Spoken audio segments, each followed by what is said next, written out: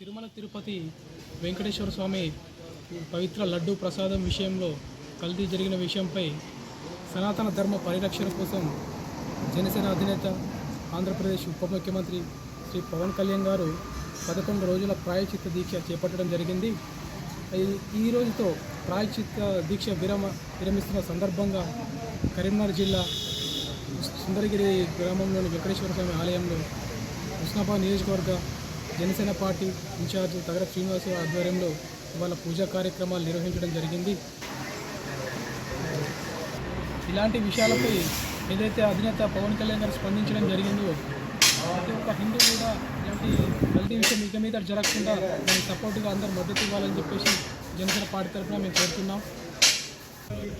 ప్రపంచ ప్రఖ్యాతిగాంచిన తిరుమల తిరుపతి వెంకటేశ్వర స్వామి దేవాలయంలో ఇలాంటి తప్పిదాలు జరగడం అనేది చాలా బాధాకరం. భక్తులు కూడా చాలా బాధగా వ్యవహరిస్తున్నారు. ఇది ఇక మీదట ఇలాంటి చర్యలు జరగకుండా చెప్పేసి ఇక్కడ ప్రభుత్వం కావచ్చు, ఇక్కడ కేంద్ర ప్రభుత్వం కావచ్చు ఇలాంటి చర్యలు జరగకుండా చూసుకోవాలని, చేసిన వారిపై కఠినంగా చర్యలు తీసుకోవాలని చెప్పేసి మేము కోరుతాము. రానున్న రోజుల్లో హుస్నాబాద్ నియోజకవర్గ పరిధిలో జనసేన పార్టీని బలోపేతం చేస్తాం.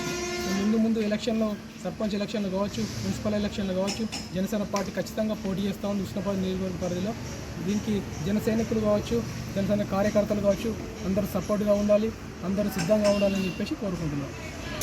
అదేవిధంగా పవన్ కళ్యాణ్ గారు మరి ఆయురారోగ్యాలతో దేవుడు ప్రసాదించాలని చెప్పేసి ఇక్కడ పూజా కార్యక్రమం నిర్వహించడం జరిగింది. మరింత స్థాయికి ఇంకా ముందుకెళ్ళాలని చెప్పేసి మరింత స్థాయికి చేరుకోవాలని చెప్పేసి మేము కోరుకుంటున్నాం. తిరుమల తిరుపతి వెంకటేశ్వర స్వామి పవిత్ర లడ్డూ ప్రసాదం విషయంలో కల్తీ జరిగిన విషయంపై సనాతన ధర్మ పరిరక్షణ కోసం